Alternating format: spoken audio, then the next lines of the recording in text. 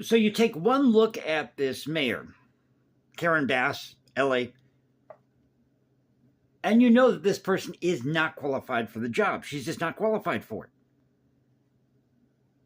So there's an article over at the New York Times I want to share with you. Welcome back to the channel, Culture Confederacy. Here it's Sunday night, going into early Monday morning, so happy Sunday, everybody. And if you're new to the channel, no fancy graphics, epic soundtracks, pretty boy camera angles. It's you, me, my smartphone, the news of the day, and this mission, this crusade to preserve great art, music, history, and culture. So this will be a one-take video tonight. I'm just going to get through this. Sorry again to be posting this so late. My schedule's been really weird lately. I had a meeting Thursday. It just threw my whole... We did a meeting like at 5 o'clock in the afternoon, early evening meeting. The work lasted about 2 hours. So at any rate, title of the article here over at the New York Times, this came out today. Before taking office, LA mayor said she would not go abroad. This is by Shawn Hubler. That's a woman's name, S-H-A-W-N. And Soma, forget my pronunciation here, Soma Karlamangla, Karlamangla. So again, story over at the New York Times, article of the New York Times. So according to the piece here, it says Bass, during her first campaign rally for mayor, said that one of the drawbacks of being mayor is that she wouldn't be able to travel abroad. She said this in 2021. Now, she has served as a Democrat member of Congress. She was on the House Foreign Affairs Committee. And for several decades, she's been focusing on U.S.-African relations.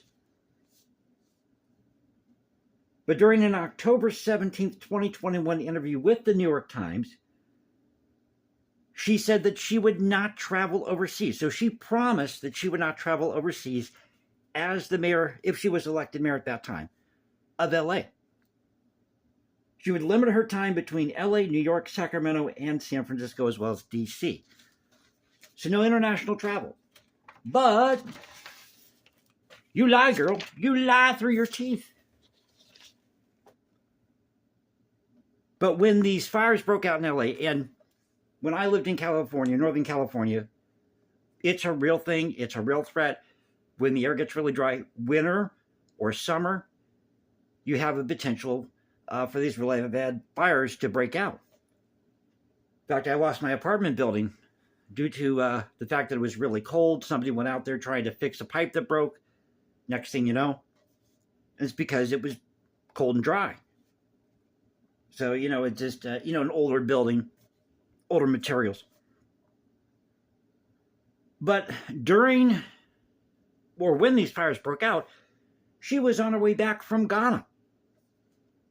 Well, wait a minute. I thought you said that you weren't going to travel abroad. You were going to focus on D.C., Sacramento, L.A. Well, focus on L.A., travel to D.C., Sacramento, here in the States. But the New York Times also reports that Bass's public daily schedule here shows that she was out of the U.S. at least 4 times in recent months.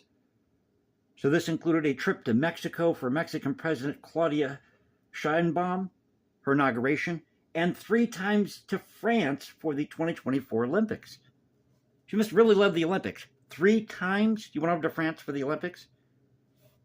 I mean, once would be enough for me. Anybody who's traveled knows that, when you travel, it takes a long time to get from point A to point B. We're talking if you're having to travel, let's say, across country or somewhere overseas, you got these long layovers.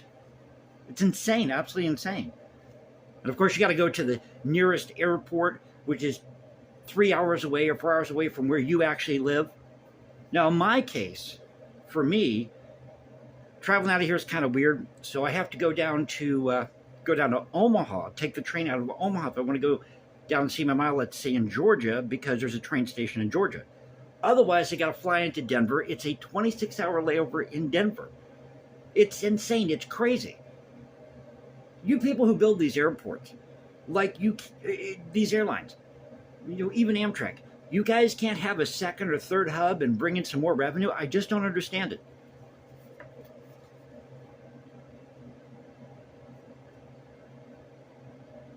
Now, according to LAlist.com, going back to Mayor Bass's campaign, when she ran, she had received 53% of the vote for mayor in November 2022. Now, there's also a photo here in this article, New York Times, and it shows President Biden, if he's still there, sitting at the president's desk in the Oval Office, and you can see the microphones above him, all the TV equipment, and he's looking, or having this conference call, looking at this monitor with Karen Bass on it, talking about the fires in LA. And again, this all goes back to state sovereignty.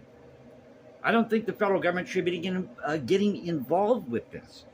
I think that the state of California should handle this. And if the people in California want to vote for some like idiot, there you go. See, I can't even talk tonight. I'm going to vote for some like idiot. You know, if the people in California want to vote for an idiot like Karen Bass, I mean, seriously, one look at this woman and you can tell, as I said, she's not qualified for the job. This is the best you people in LA can come up with. Come on, man. I know you people in LA are smart. I know probably have people who listen to the show in LA. If you do, let me know in the comment section below. Let me know what you're going through out there. I mean, what's going on out there, it's unacceptable. You know, how can you mismanage a city that badly that you're not prepared when something like this happens? We're more prepared in Northern California. And that was for just a little spot fire somewhere. I mean, one year it got really bad that the smoke was coming into the local Walmart. Yeah, so it's a real issue out there, a real issue. But she got 53% of the vote when she ran for mayor in 2022. She won. And she was running against businessman Rick Caruso, and she led him by 46,000 votes, for what I could research here. But now things are really taking a really bad turn for the mayor because her own supporters, the firefighters union that supported her during her mayoral campaign, are turning against her, claiming that she decided to cut all the spending for the fire department. You see, when you put identity politics or politics above logic and reason, this is exactly what happens. If you say I'm a liberal, I'm a conservative, you don't use logic and reason to figure things out, and you hide behind party lines, this is exactly what's going to happen. Again, you know, it's really sad what's going on in LA. It shouldn't have happened. I mean, you're going to have natural disasters. If you live out there, you're going to have fires, you're going to have earthquakes. You live in Florida, you're going to face hurricanes. You have really bad nor'easters, you know, really bad winters in the Midwest. So you got to be prepared for all that. We kind of laugh up here when we see people like in Atlanta and they get 1 inch of snow and they've got the snow plows out. I mean, that's like nothing for us. So these people have turned against the mayor. They have started this online petition, according to the article here. And it's garnered over 100,000 votes. And now you got MAGA getting involved going against the mayor. It's one of those situations where it's like, politics aside, if you live in LA, you're saying to yourself, this ain't right. This ain't right. You screwed me over as a voter. I'm pissed off about it. And it's time for me to boot your ass out of office. I can guarantee you she ain't going to be reelected. So I thought I'd share this with you. Again, another one-take video. Thank you for letting me mumble and bumble my way through this. If you enjoyed the video, you know what to do. You can follow me at Instagram, #JasonComposes, because I write music in my spare time. You can find me at Substack, or you can go to X, Culture Confederacy, at Culture Confed 1 on X. This is the Culture Confederacy saying peace out. Stay safe, everybody. God bless this thing called the United States. I'll catch you next time, and you'll have a great Sunday. Take care.